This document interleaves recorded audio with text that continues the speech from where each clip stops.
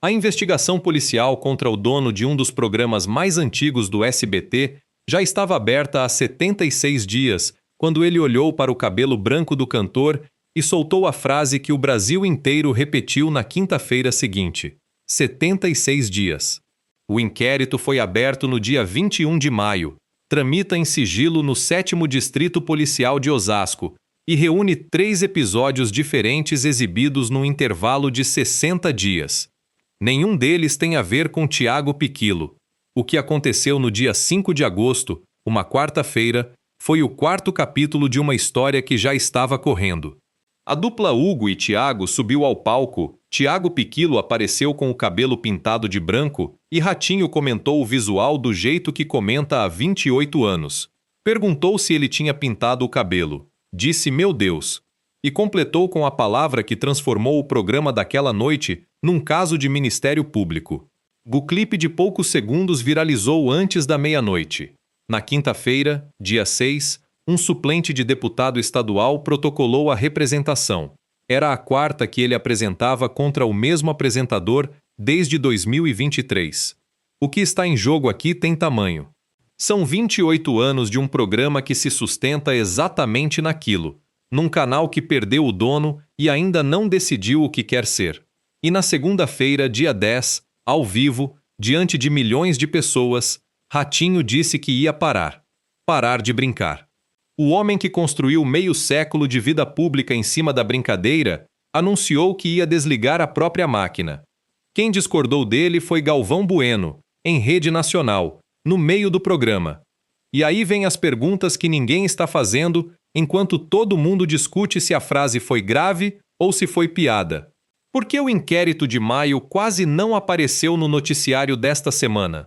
Por que o cantor, o suposto ofendido, esperou 6 dias inteiros para falar, e quando falou, disse uma coisa que estraga a narrativa dos dois lados? Por que o SBT, procurado, respondeu apenas que não iria se manifestar? E por que Ratinho, ao explicar no ar a decisão de parar, escolheu contar justamente a história de um promotor de Osasco? Fica comigo até o 3º bloco, porque a coincidência de endereço que aparece lá é o tipo de detalhe que a gente lê 2 vezes para ter certeza de que leu direito. Na noite de 5 de agosto, no estúdio do SBT em Osasco, 2 cantores sertanejos que estão juntos desde 2004 subiram ao palco para um quadro musical. Um deles tinha mudado o cabelo. Eu acompanho as encrencas desse programa desde março, quando a primeira delas virou processo. O quadro era dos rotineiros. Dupla convidada, música, conversa solta com o apresentador antes ou depois do número. Hugo e Thiago estão juntos desde 2004, quando saíram do reality musical Fama, da Globo, e viraram dupla sertaneja. São 22 anos de estrada. 22 anos é exatamente o tempo que Thiago Piquillo disse conhecer Ratinho. E essa conta bate. Os dois se cruzam em palco de televisão desde que a dupla existe. Naquela noite, Thiago apareceu com o cabelo pintado de branco. Platinado, curto, uma mudança visível para quem acompanha a dupla. Ratinho reparou. Perguntou se ele tinha pintado o cabelo. Disse, "meu Deus", e emendou dizendo que ele estava com uma cara de... completando com o termo que fez o vídeo circular. O cantor ficou visivelmente constrangido no palco. Não respondeu nada de peso, não devolveu a piada, não saiu do lugar. Ficou ali, com o microfone na mão, esperando a conversa seguir. Esse é o objeto central desta história, e ele vai voltar várias vezes. Um recorte de poucos segundos, gravado no Estúdio 6 do complexo do SBT, em que um apresentador de 70 anos comenta o cabelo branco de um cantor de sertanejo. Guarde essa imagem, porque cada bloco daqui para frente vai olhar para ela de um ângulo diferente, e o último ângulo é o que muda tudo. O clipe subiu para as redes antes da meia-noite. Na manhã de quinta-feira, dia 6, já estava em portal de fofoca, em perfil de recorte, em página de notícia de televisão. E aí, entrou em cena o personagem que ninguém do público conhecia até esta semana. Agripino Magalhães Júnior é suplente de deputado estadual por São Paulo e ativista de direitos LGBTQIAPN+. Foi ele quem protocolou a representação no Ministério Público de São Paulo na quinta-feira, um dia depois do programa. E é aqui que a história para de ser um caso isolado, porque não foi a primeira vez, foi a quarta. Agripino informou que essa é a quarta representação que ele apresenta contra Ratinho desde 2023. 4 denúncias em 3 anos, todas do mesmo autor, todas ao mesmo órgão, todas pelo mesmo motivo.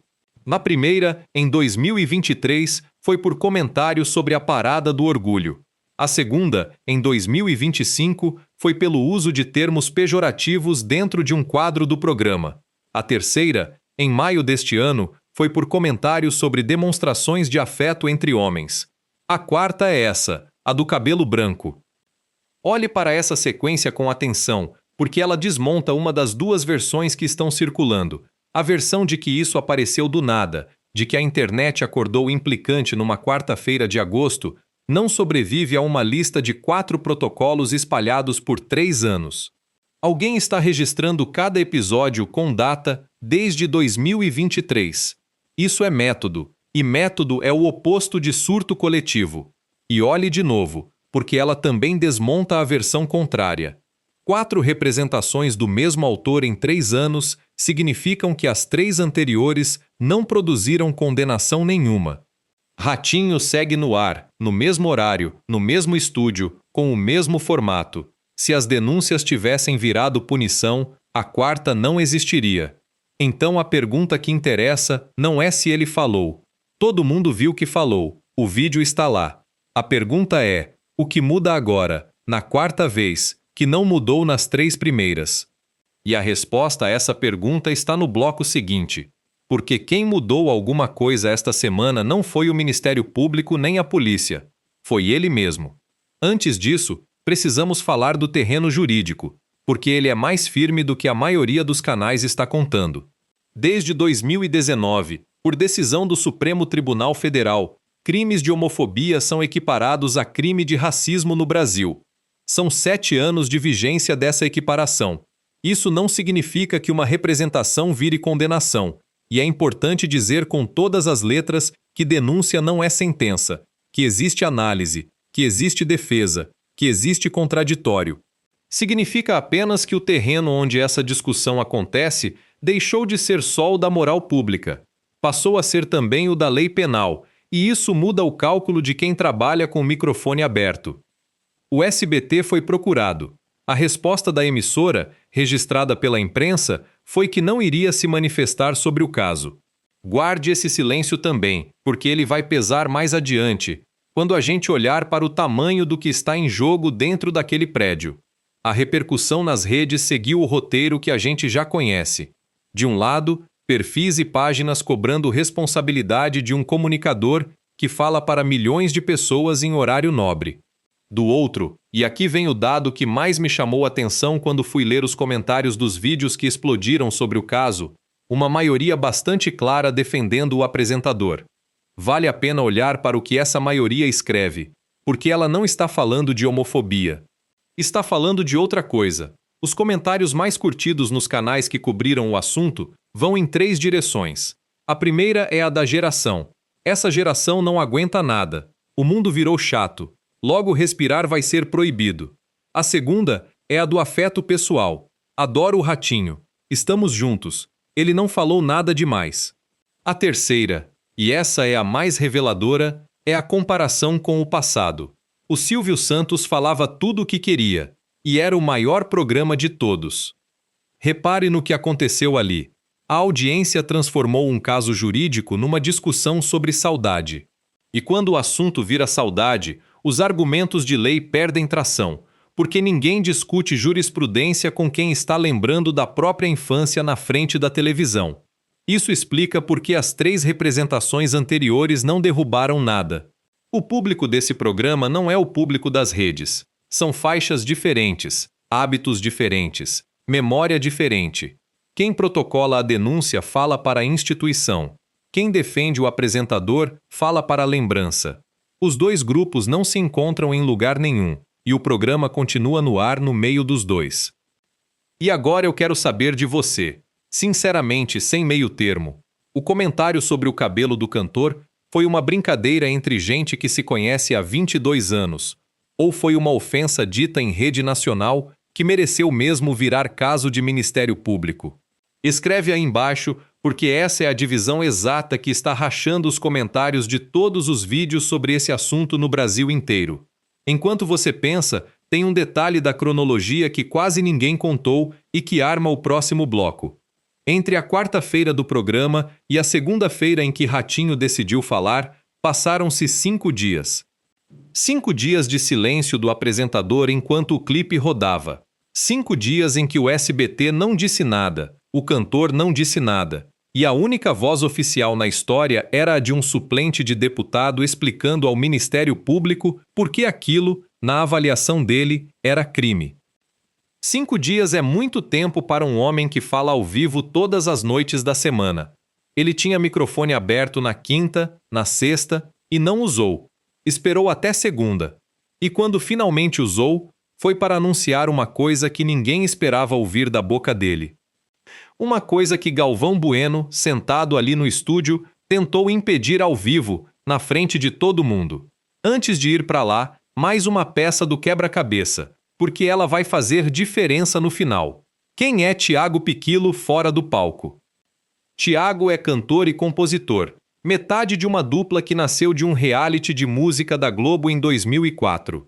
Fora do sertanejo, o nome dele ganhou o noticiário de celebridades por outro motivo. Entre 2021 e 2023, 2 anos, ele viveu um relacionamento com a cantora Tânia Mara.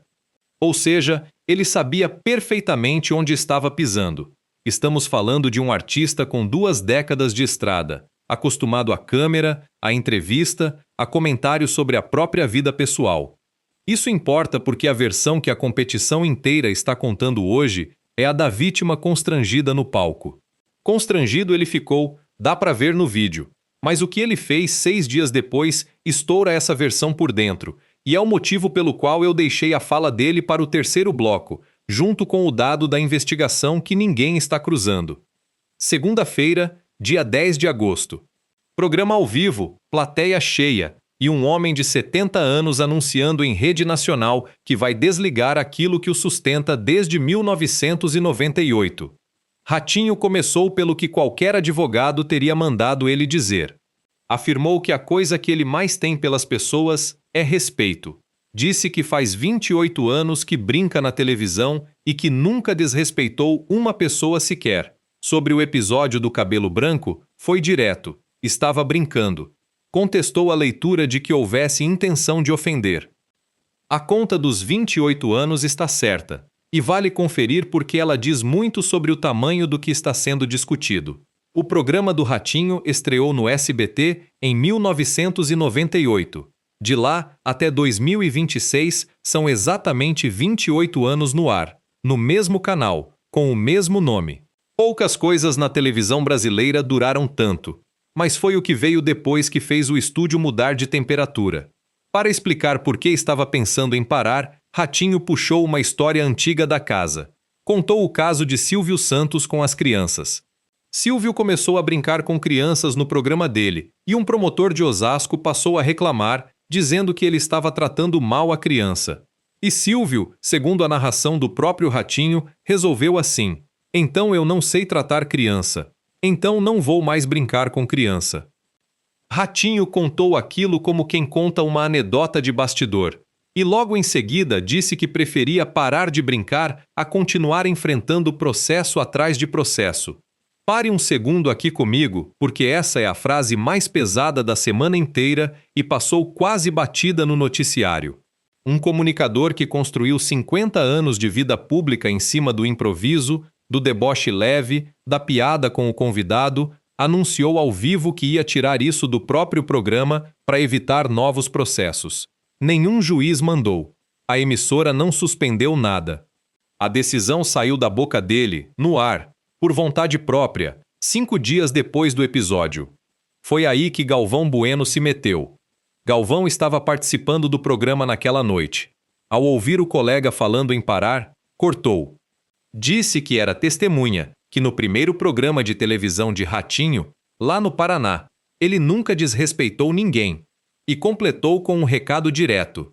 Para com isso de que não brinca mais. Você vai continuar o ratinho de sempre.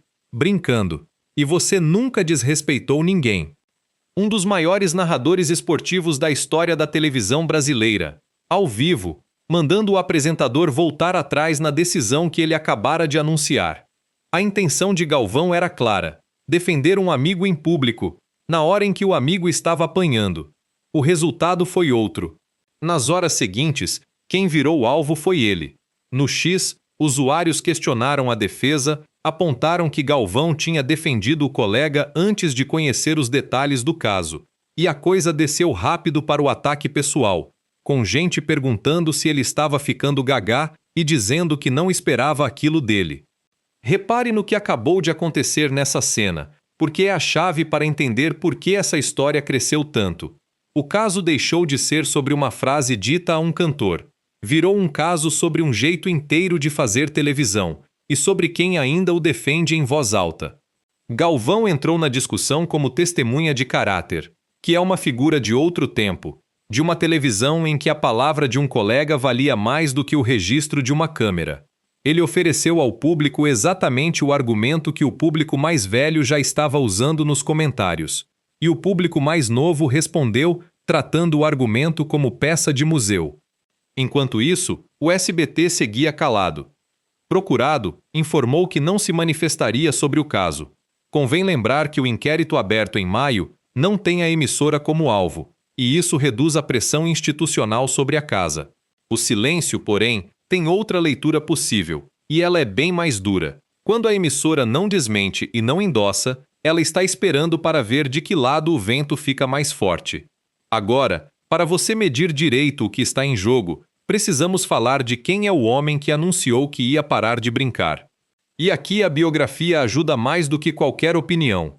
Carlos Roberto Massa nasceu em 15 de fevereiro de 1956, em Águas de Lindóia, no interior de São Paulo, e cresceu em Jandaia do Sul, no Paraná.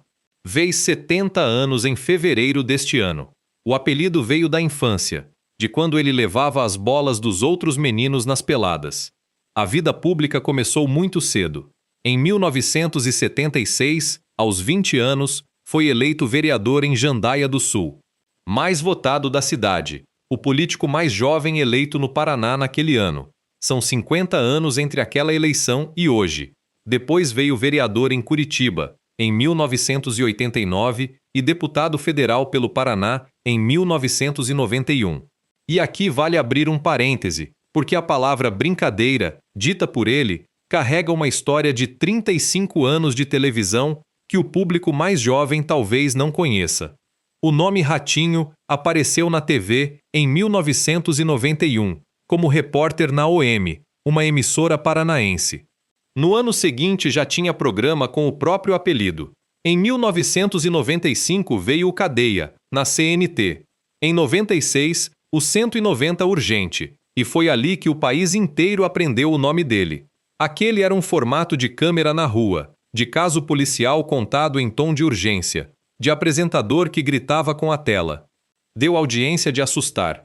2 anos depois, o SBT o contratou, e o programa do Ratinho estreou em 1998 com a mistura que virou a marca da casa. Número musical, quadro de calouro, drama familiar, teste de DNA e o apresentador no meio, comentando tudo, cutucando todo mundo, com a plateia rindo junto.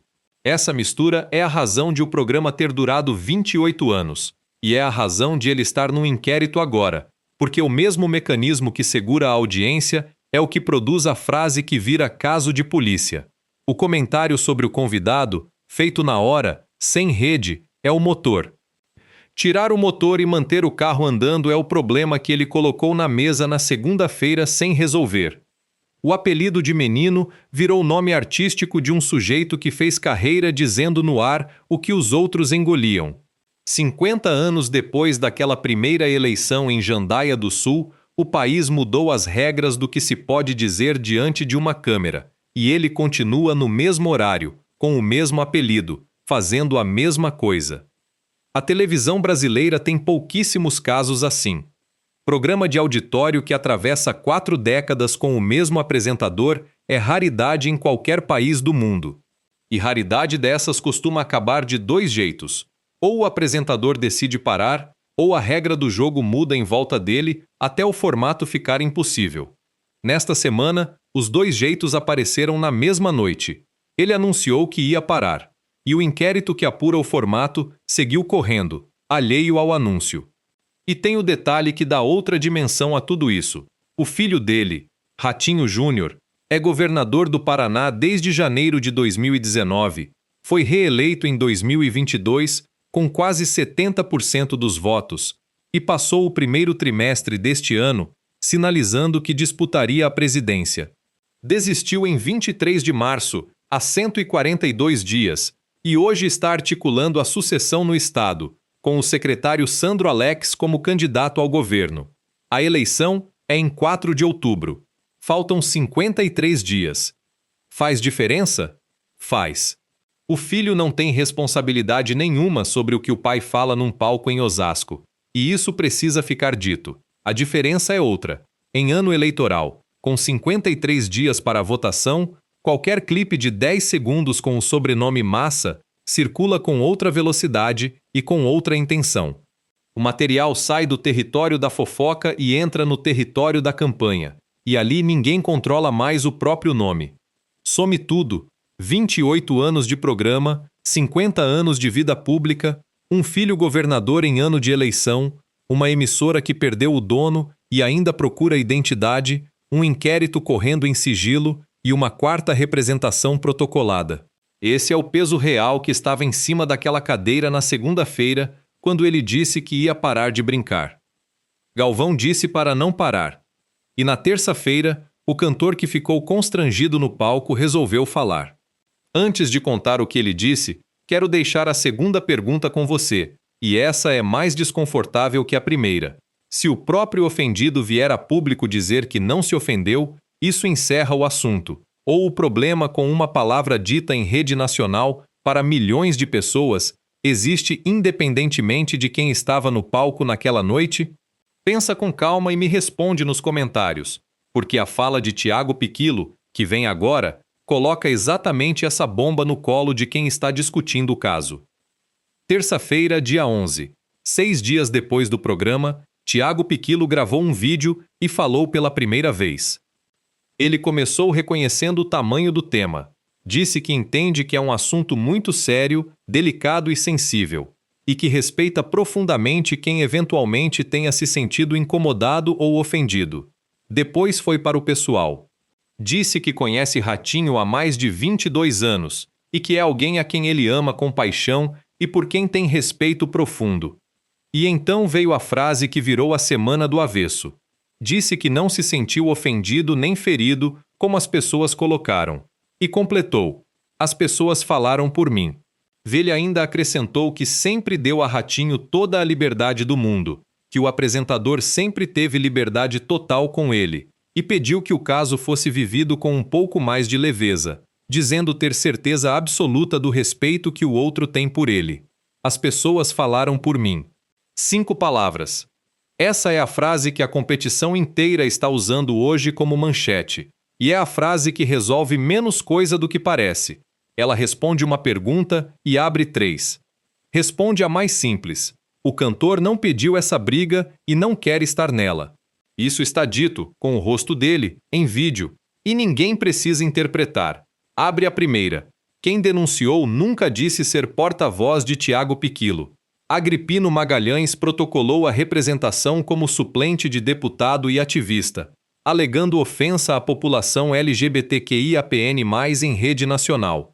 A queixa dele é sobre a palavra dita no ar para milhões de pessoas, e a existência ou ausência de mágoa do artista no palco não altera o objeto do que ele levou ao Ministério Público. Abre a segunda. Se o suposto ofendido está tranquilo, por que o caso não esfria? A resposta a essa está no dado que eu segurei desde o começo deste vídeo. Abre a terceira, e essa é a mais incômoda de todas. Quando um homem diz publicamente que ama e respeita alguém que fez uma piada às custas dele em rede nacional, a gente está diante de um desmentido ou de uma escolha de sobrevivência profissional dentro de um meio pequeno, onde palco de televisão aberta é artigo raro? Eu não tenho como responder isso, e quem responder com certeza está inventando. Fica registrado como a dúvida honesta que é. Agora, o dado. Todo mundo passou a semana tratando o dia 5 de agosto como o começo desta história. A denúncia do dia 6, a fala do dia 10, o vídeo do dia 11. Uma semana redondinha, com início, meio e fim. Só que a investigação policial contra Ratinho não começou em agosto. Começou em 21 de maio. A Polícia Civil de São Paulo abriu inquérito naquela quinta-feira para apurar supostos crimes de LGBTfobia atribuídos ao apresentador. A apuração considera 3 ocorrências exibidas nos 60 dias anteriores à abertura. O prazo inicial é de 30 dias, prorrogável. O caso tramita em sigilo, e a corporação informou que os detalhes seriam preservados para garantir autonomia ao trabalho policial. O SBT não é alvo da investigação.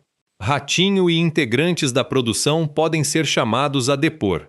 Quando ele comentou o cabelo branco de Tiago Piquilo no dia 5 de agosto, esse inquérito já estava aberto havia 76 dias.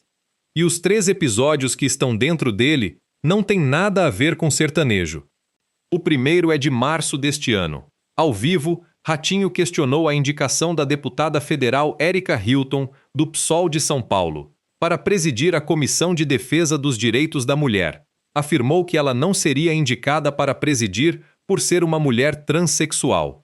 A parlamentar reagiu com uma ação por transfobia e cobrou direito de resposta na emissora. Ratinho contra-atacou com uma ação por difamação, ou seja, esse episódio não ficou no campo da repercussão, virou processo dos 2 lados, e está correndo. O segundo é do início de maio. Num comentário no programa, ele se disse preocupado com o que chamou de muita exposição de homens se beijando publicamente. O trecho viralizou e gerou representações ao Ministério Público. O terceiro tem data exata, 11 de maio. Dentro do quadro 10 ou 1000, que é um dos carros-chefe do programa, a acusação é de piadas de teor homofóbico dirigidas a participantes, com a insinuação de que não seriam machos de verdade. 10 dias depois desse terceiro episódio, o inquérito foi aberto. Agora junte as peças na ordem certa, porque a fotografia que aparece é bem diferente da que está rodando por aí. Março, caso Érica Hilton, ação e contra-ação. Início de maio, comentários sobre casais em público. 11 de maio, o quadro 10 ou 1000. 21 de maio, a polícia abre inquérito com esses 3 episódios juntos. 5 de agosto, o cabelo branco. 6 de agosto, a 4ª representação ao Ministério Público. 10 de agosto, ele anuncia ao vivo que vai parar de brincar. 11 de agosto, o cantor diz que ninguém falou com ele. A frase sobre o cabelo branco chegou depois de a investigação já estar montada. E é por isso que a fala de Tiago Piquilo, por mais generosa que seja, desliga muito pouco. O inquérito de maio corre por outros 3 episódios, com outras pessoas envolvidas, e ele não aparece em nenhum. Falta a última peça, e ela é o tipo de coincidência que faz a gente parar o vídeo e voltar 10 segundos. O inquérito tramita no 7º Distrito Policial de Osasco. Osasco é onde fica o complexo do SBT. O centro de televisão da Anhanguera ocupa 231 mil metros quadrados de terreno e 85 mil metros quadrados de área construída na Via Anhanguera, e é de lá que sai praticamente tudo o que a emissora produz: novela, jornalismo, auditório, programa de calouro. O programa do Ratinho é gravado no Estúdio 6, no mesmo prédio onde se gravam outros programas da casa. Por isso a jurisdição é Osasco. O que sai daquele palco sai de Osasco. E quem apura o que sai daquele palco, apura em Osasco. Agora volte à segunda-feira, ao momento em que Ratinho explicou por que estava pensando em parar de brincar. Ele contou a história de Silvio Santos e do promotor de Osasco. O promotor que reclamou das brincadeiras com crianças e que fez Silvio decidir que não brincaria mais com criança nenhuma. Foi o próprio Ratinho quem escolheu essa história, entre todas as que ele conhece de 60 anos de televisão brasileira, para explicar a própria decisão. E enquanto contava, O inquérito que apura as falas dele estava, e está, correndo no distrito policial daquela mesma cidade, aberto havia 81 dias naquela noite. Eu não estou dizendo que uma coisa causou a outra, e quero ser bem claro nisso. Não há nenhuma ligação demonstrada entre o promotor da história de Silvio Santos e o inquérito de maio. A explicação para as duas coisas acontecerem em Osasco é simples e nada misteriosa, e é a que eu acabei de dar. O estúdio fica lá. Chama atenção por outro motivo. Chama atenção porque mostra que aquele palco tem uma vizinhança institucional antiga, que já mudou o comportamento do dono da casa uma vez, décadas atrás, e que agora está com um processo aberto sobre o herdeiro do horário. Silvio parou de brincar com crianças por causa de uma reclamação vinda de Osasco. Ratinho anunciou que vai parar de brincar com convidados enquanto responde a um inquérito aberto em Osasco. Entre uma coisa e outra passaram décadas, e a lição que a casa aprendeu parece ser sempre a mesma. Quando o barulho chega da rua, corta-se o quadro. Só que tem uma diferença enorme entre os dois casos, e ela define o que vai acontecer daqui para frente. Silvio Santos era dono do SBT. Podia decidir sozinho o que entrava e o que saía do ar, e ninguém no prédio discutia. Ratinho é contratado. A decisão de retirar do programa o recurso que o sustenta há 28 anos passa por muito mais gente do que ele, por mais que tenha saído da boca dele ao vivo. Passa por diretoria, por comercial, por audiência, por uma emissora que perdeu o fundador e ainda está descobrindo quem é sem ele. Foi exatamente por isso que a fala de Galvão Bueno teve o peso que teve. Quando ele disse para o colega parar com isso de que não brinca mais, ele estava dizendo, na frente de todo mundo, que aquele programa sem brincadeira deixa de ser aquele programa. E ele tem razão no diagnóstico, mesmo que a defesa dele tenha lhe custado 2 dias de ataque nas redes. E agora, a terceira pergunta, que é a que fecha o assunto de verdade. Depois de saber que a investigação já corria desde maio, por 3 episódios que não têm relação nenhuma com o cantor sertanejo, você ainda acha que o caso do cabelo branco é o assunto principal desta história? Ou o assunto principal é o que vai acontecer com um formato de 28 anos que agora está sendo apurado num distrito policial a poucos quilômetros do estúdio onde é gravado? Responde aí, porque essa é a pergunta que vai decidir se a gente está falando de uma piada infeliz ou do fim de uma era da televisão brasileira. E já que a pergunta está posta, vamos olhar de perto para quem está respondendo, porque a plateia dessa história é tão interessante quanto os personagens dela. Passei as últimas horas lendo os comentários mais curtidos nos vídeos que mais viralizaram sobre o caso. Não os vídeos, os comentários. E o que aparece ali é um retrato muito mais nítido do país do que qualquer manchete. O comentário mais curtido de todos, num canal grande de fofoca, não fala de Ratinho, fala de política. Diz que, se fosse o Lula, todo mundo estaria achando engraçadinho. 92 curtidas, 7 respostas e uma discussão inteira embaixo. O caso virou trincheira partidária em menos de 24 horas, sem que ninguém do caso tivesse falado em política. O segundo grupo é o da amizade. Nem toda palavra usada entre amigos tem a intenção de depreciar alguém. Escreveu um. Outro contou que assistiu ao vivo e concordou com o apresentador. Outra escreveu que Ratinho não falou nada demais e que adora o apresentador, com coração no fim. Esse grupo está discutindo intenção, e intenção é uma coisa que cada um mede pelo próprio quintal. A lei nem entra na conversa. O terceiro grupo é o da geração. Essa geração não aguenta nada. O mundo está ficando chato. Cancelamento por qualquer coisa. Logo respirar vai ser proibido. Esse é o grupo mais barulhento e o mais fácil de entender. São pessoas que cresceram vendo televisão numa época em que ninguém pedia licença para fazer piada com ninguém, e que agora assistem à mesma televisão sendo julgada por regras que apareceram depois. E tem o quarto grupo, o que mais me interessou, porque ele é o único que traz um argumento novo. É o grupo que lembra de Silvio Santos. O Silvio falava tudo o que queria, escreveu uma pessoa e era o maior programa de todos. Repare na simetria estranha que se formou aí. A audiência invocou Silvio Santos para defender Ratinho, e Ratinho, ao vivo, invocou Silvio Santos para explicar por que ia parar. Os dois lados usaram o mesmo morto como testemunha, e cada um ouviu dele uma coisa diferente. A plateia ouviu que naquele tempo se podia. O apresentador ouviu que, quando a cobrança chega, o certo é recuar. É a mesma história, contada por duas memórias que não combinam. Também apareceu, e é honesto registrar, uma minoria dizendo o contrário. Gente escrevendo que ele mentiu ao dizer que nunca desrespeitou ninguém.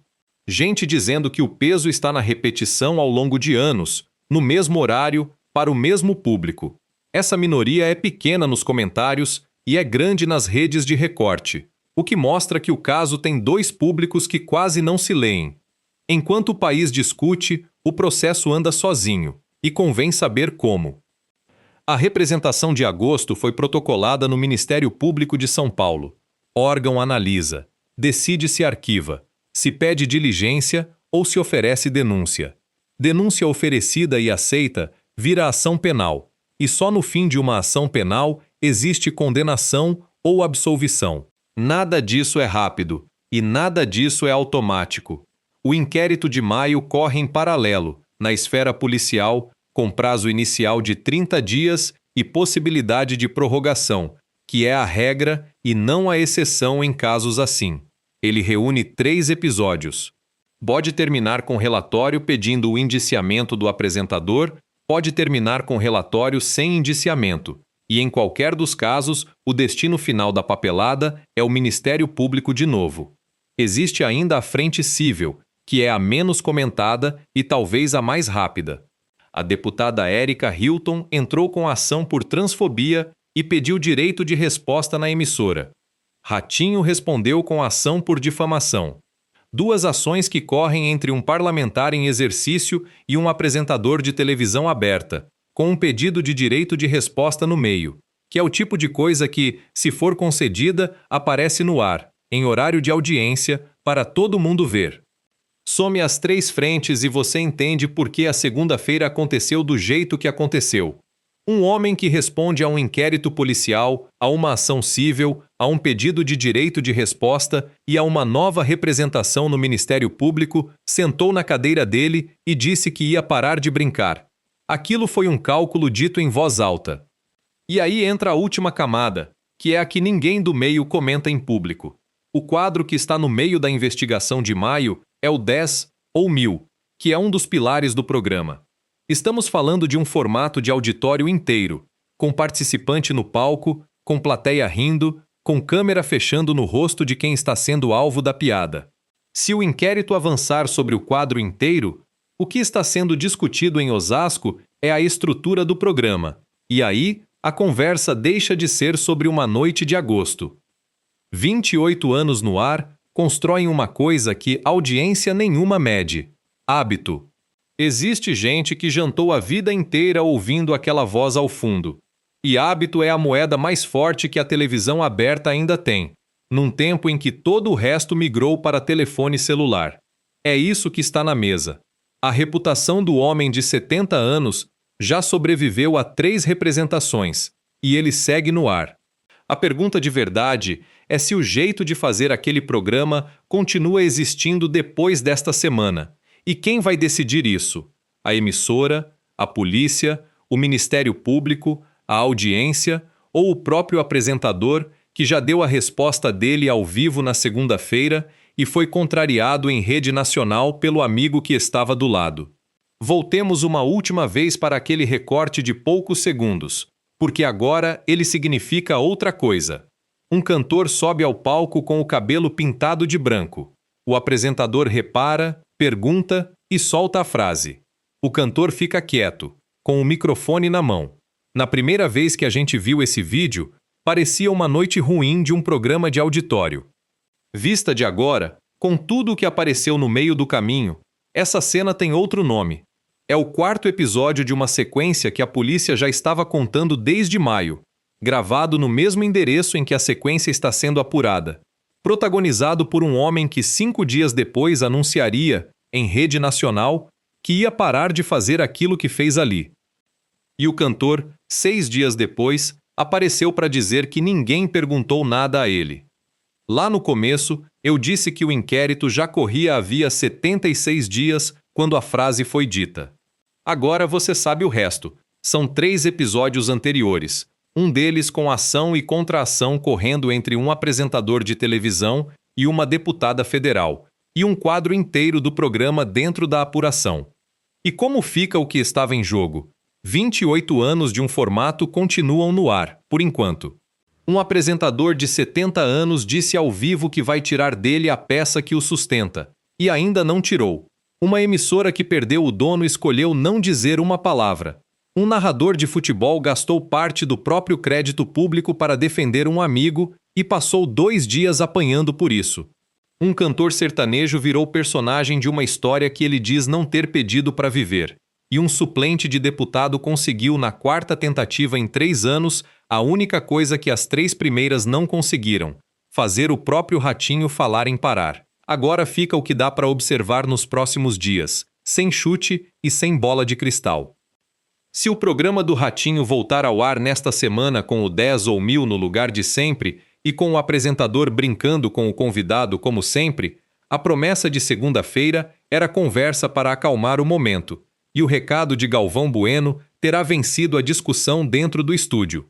Se o quadro sumir da escaleta ou aparecer mudado, aí a gente vai saber que a decisão passou pela diretoria e que ela é séria. E tem um segundo sinal, mais discreto, que vale acompanhar. Se o inquérito de Osasco for prorrogado além dos 30 dias e o apresentador for chamado a depor, isso deixa de ser assunto de coluna de televisão e passa a ser assunto de página de polícia. São 2 caminhos bem diferentes para a mesma semana. Eu fico com uma imagem na cabeça desde que comecei a apurar isso. Um homem que entrou na vida pública aos 20 anos, numa cidade pequena do Paraná, como o vereador mais jovem do estado, sentado meio século depois num estúdio de Osasco, explicando ao país que talvez seja melhor parar de brincar. E o amigo ao lado, dizendo que não. Qual dos dois você acha que está lendo o Brasil de 2026 com mais precisão?